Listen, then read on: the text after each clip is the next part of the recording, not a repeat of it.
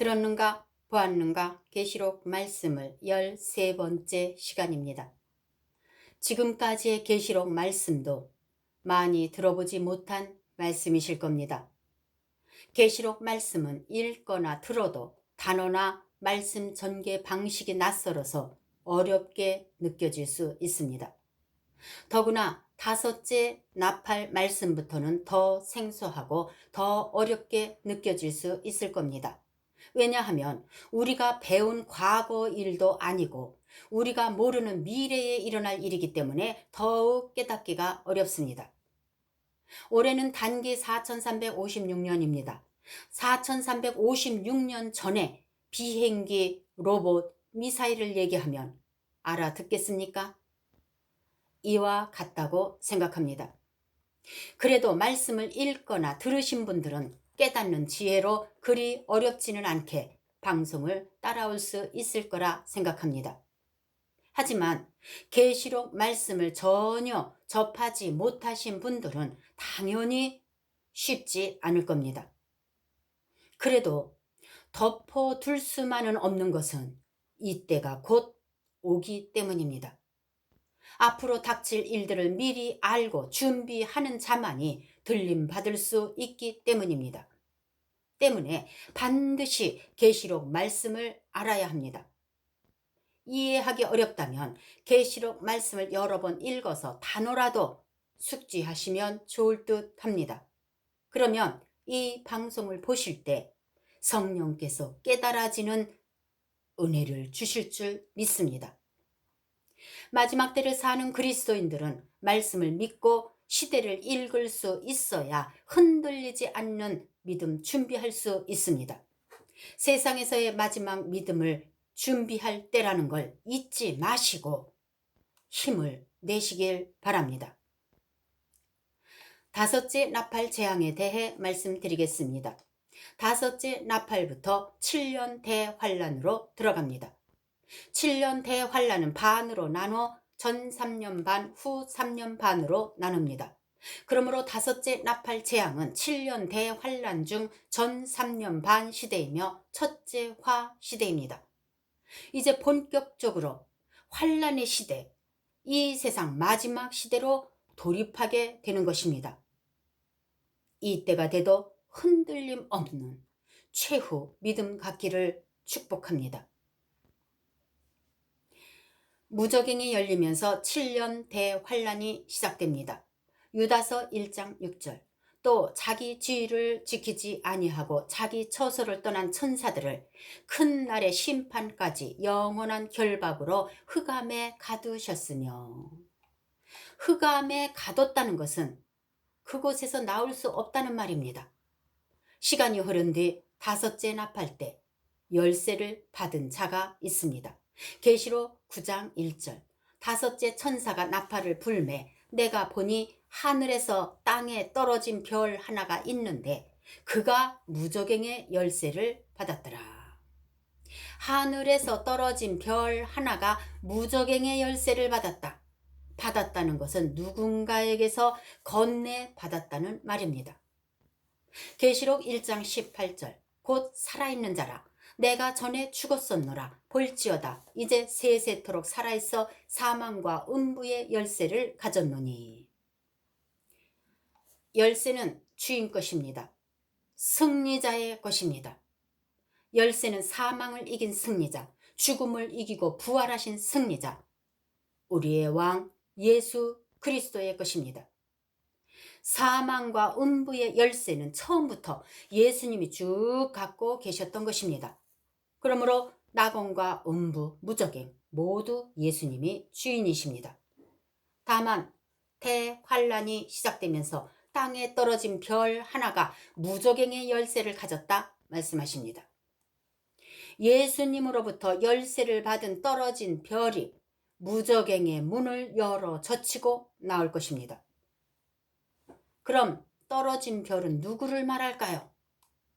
하늘에서 떨어진 별 하나, 떨어진이란 완료형입니다. 이미 떨어져 있었음을 말합니다.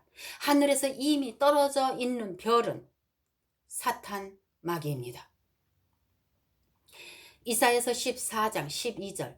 너 아침의 아들 계명성이여 어찌 그리 하늘에서 떨어졌으며 너 열국을 엎은 자여 어찌 그리 땅에 찍혔는고. 천사가 다섯째 나팔을 불자 땅에 떨어진 별 하나가 무저갱의 열쇠를 받아서 판도라의 상자를 열어 젖혔습니다. 사탄이 무저갱의 문을 열면서 7년 대환란이 시작됩니다. 그러므로 대환란이란 이 세상이 본격적으로 사탄의 영향권 아래 놓이게 되는 시점을 말합니다. 그럼 무저갱이란 어떤 곳인가? 사탄이 갇혀 있는 곳입니다. 사탄과 타락한 천사들을 가둔 곳, 흑암의 구덩이, 아무리 내려가도 끝이 없는 그런 곳이 무저갱입니다. 한 번 들어가면 스스로 빠져나올 수 없는 못이며 사탄의 임시 거처입니다. 계시록 9장 2절 그가 무저갱을 여니 그 구멍에서 큰 화덕의 연기 같은 연기가 올라오매 해와 공기가 그 구멍의 연기로 말미암아 어두워지며. 무저갱에서 얼마나 많은 연기 같은 것이 구역구역 올라오면 사람들이 정신을 차릴 수 없게 될까요? 몇 년간 닫아둔 폐가나 빛이 들어오지 않는 지하의 문을 열어 젖혀도 쾌쾌하고 불쾌한 냄새와 썩은 공기로 숨쉬기가 힘듭니다.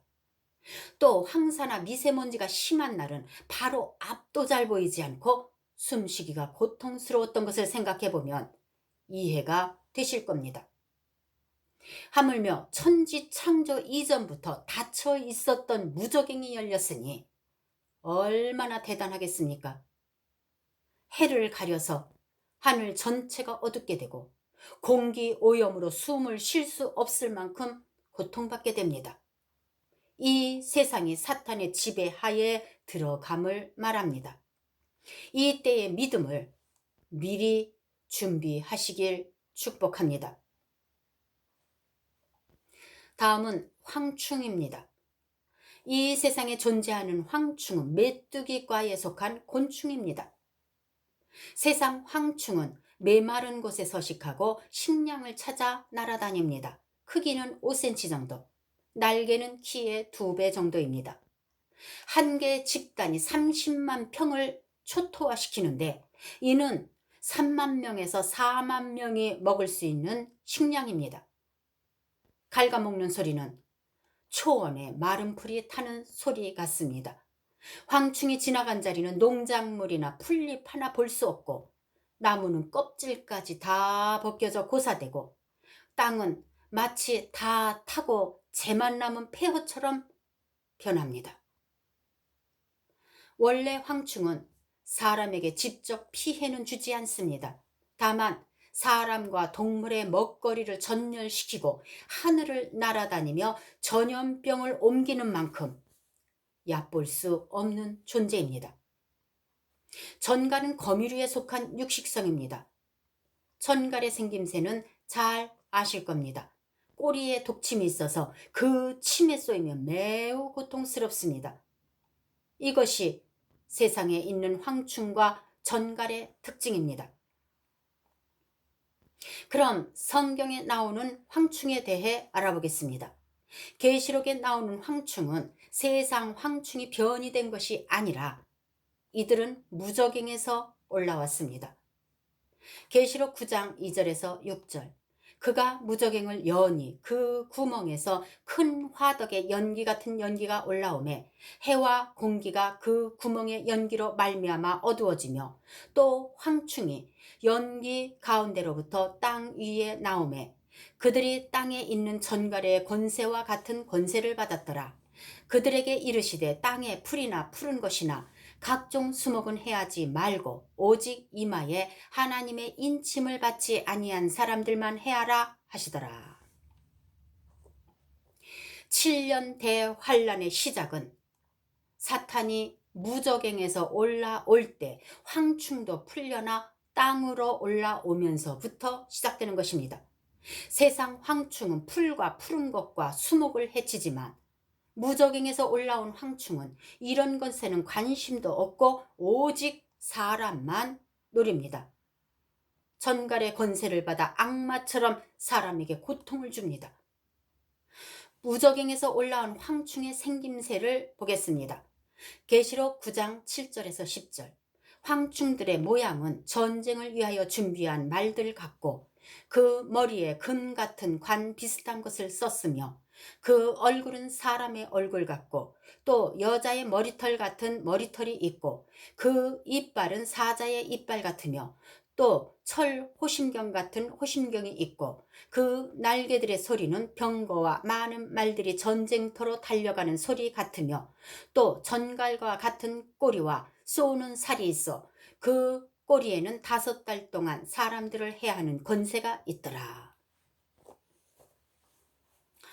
말처럼 생긴 살기 등등한 황충은 전갈처럼 사람을 쏘는 권세를 가졌고 한 번 물면 놓지 않는 무서운 공격력과 파괴력을 가졌습니다. 사자 이빨에 사람 얼굴을 하고 긴 머리에 금관을 썼는데 이는 누구라도 막을 수 없는 왕권을 가졌다는 말입니다. 전투 시 가슴을 보호하기 위해 입는 것이 흉배인데 철 호심경을 둘렀다는 것은 세상의 힘으로는 죽일 수 없다는 말입니다. 악마적이고 무시무시한 이 황충이 세상에 풀려납니다. 황충을 단순한 곤충으로 봐서는 안 됩니다. 5째 나팔, 즉 첫째 화 때 있을 황충 재앙은 이제까지의 어떤 재앙보다도 파괴적이고 가혹할 것을 말씀합니다. 요엘서에서도 황충에 대한 말씀이 기록되어 있습니다. 요엘서 2장 4절에서 11절. 그의 모양은 말 같고 그 달리는 것은 기병 같으며 그들이 산 꼭대기에서 뛰는 소리는 병거 소리와도 같고 불꽃이 건물을 사르는 소리와도 같으며 강한 군사가 줄을 벌이고 싸우는 것 같으니 그 앞에서 백성들이 질리고 무리의 낯빛이 하얘졌도다. 그들이 용사같이 달리며 무사같이 성을 기어 오르며 각기 자기의 길로 나아가되 그 줄을 이탈하지 아니하며 피차에 부딪히지 아니하고 각기 자기의 길로 나아가며 무기를 돌파하고 나아가나 상하지 아니하며 성중에 뛰어 들어가 성 위에 달리며 집에 기어 오르며 도둑같이 창으로 들어가니 그 앞에서 땅이 진동하며 하늘이 떨며 해와 달이 캄캄하며 별들이 빛을 가두도다. 여호와께서 그의 군대 앞에서 소리를 지르시고 그의 진영은 심히 크고 그의 명령을 행하는 자는 강하니 여호와의 날이 크고 심히 두렵도다. 당할 자가 누구이랴. 황충의 날개 소리는 달려가는 말소리 같습니다. 그 수가 군대처럼 많고 신속하고 빠르게 움직일 뿐 아니라 당할 자가 없다 말씀하십니다. 무저갱에 답답하게 갇혀 있다가 밝은 세상에 나왔으니 오죽 길을 펴고 날아다니며 사람을 괴롭힐까요? 심히 두렵다고 말씀하십니다. 이 황충에게는 왕이 있습니다. 계시록 9장 11절. 그들에게 왕이 있으니 무저갱의 사자라. 히브리어로는 그 이름이 아바돈이요 헬라어로는 그 이름이 아볼루온이더라. 아바돈은 멸망시키는 자란 뜻이며 파괴란 뜻도 가진 황충의 왕은 무저갱의 사자 바로 사탄입니다. 파괴하고 멸망시키는 자를 왕으로 둔 황충이 무슨 일을 할까요? 파괴하고 멸망시키는 일을 할 것입니다. 그래도 절망할 필요는 없습니다. 지옥을 경험한다 해도 이 기간이 지나면 황충은 사람을 해칠 수 없게 하셨으니 이것이 주님의 은혜입니다. 황충은 5달 동안만 활동합니다. 계시록 9장 5절에서 6절. 그러나 그들을 죽이지는 못하게 하시고 5달 동안 괴롭게만 하게 하시는데 그 괴롭게 함은 전갈이 사람을 쏠 때의 괴롭게 함과 같더라. 그날에는 사람들이 죽기를 구하여도 죽지 못하고 죽고 싶으나 죽음이 그들을 피하리로다. 5달 동안 죽고 싶을 만큼 괴롭지만 죽을 수도 없습니다. 왜냐? 황충은 사람을 죽일 권세를 받지 않았기 때문입니다. 암에 걸리거나 불치병에 걸려도 사람은 고침받고 살기를 원합니다. 그런데 황충에 쏘인 고통이 얼마나 심하면 차라리 죽기를 원할까요? 황충에 쏘인 고통을 참을 수가 없어서 차라리 죽기를 원하지만 죽음도 피해갑니다. 고통스럽지만 그래도 살아있으니 소망이 있습니다. 만약 이 방송을 보신 분 중에 누군가가 이 고통 중에 있는 자가 있다면 이 말씀을 기억하고 믿음을 지키며 끝까지 인내하시기 바랍니다. 그래야 구원받을 수 있습니다. 그나마 황충이 활동하는 기간이 5달로 정해져 있어서 다행입니다. 기세 등등한 황충이지만 정해진 기간은 5달, 150일이 지나면 사람을 해칠 수 없다는 게 절망 중 소망입니다. 예수 믿는 자에게 소망을 주고 끝까지 믿음을 지키게 해서 천국 백성 삼으시려는 하나님의 은혜가 있음을 기억하시기 바랍니다. 그러므로 회개하고 인내하고 배운 말씀을 기억하고 주님만 의지하시기 바랍니다. 황충은 하나님이 인친 자를 해할 수 없습니다. 계시록 9장 4절 그들에게 이르시되 땅에 풀이나 푸른 것이나 각종 수목은 해하지 말고 오직 이마에 하나님의 인치심을 받지 아니한 사람들만 해하라 하시더라. 중요한 것은 황충은 인친 자를 해칠 수 없다는 것입니다. 사탄이 무적행에서 나왔어도 하나님의 명령에 복종합니다. 왜냐? 하나님이 주인이시기 때문입니다. 오직 하나님의 인을 받지 않은 사람만 해하라는 명령을 받았습니다. 사람을 죽일 권세도 입맞은 자를 해할 권세도 받지 않았습니다. 그러니 걱정하지 마세요. 인을 친 자는 황충의 피해가 없습니다. 하나님의 인이 황충으로부터 보호해 주시기 때문입니다. 이 말은 아직 들림받기 전이라는 말입니다.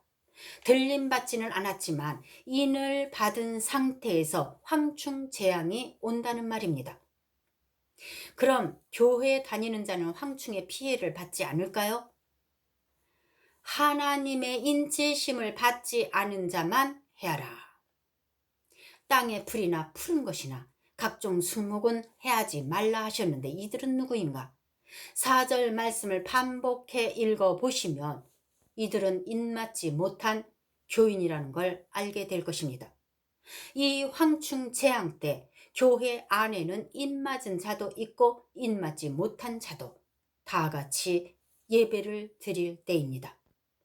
교회는 다니지만 입맞지 못한 자에게도 황충의 피해를 최소화할 수 있도록 은혜를 주십니다.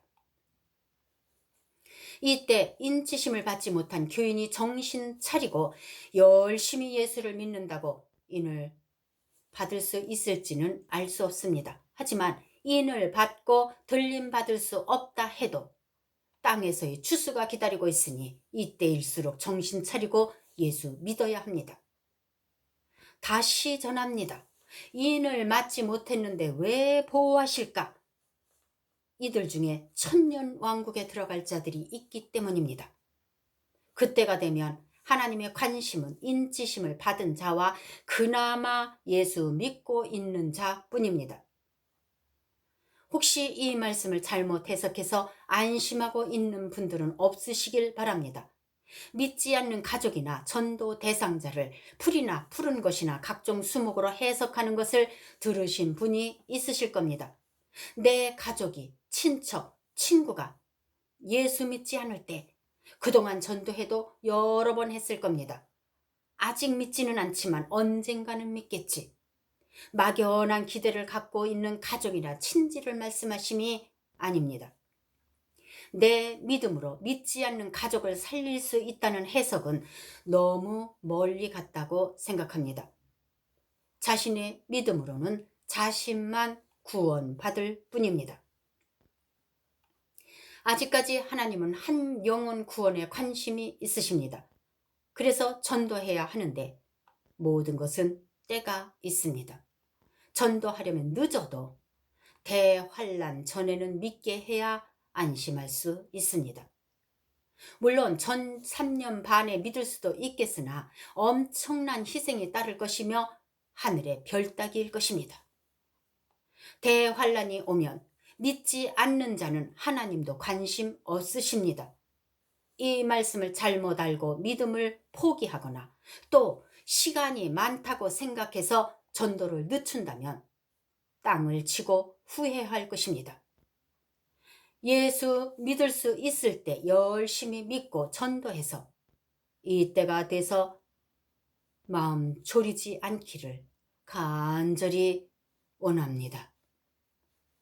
다음 시간에는 여섯째 나팔, 둘째 화에 대해 말씀드리겠습니다.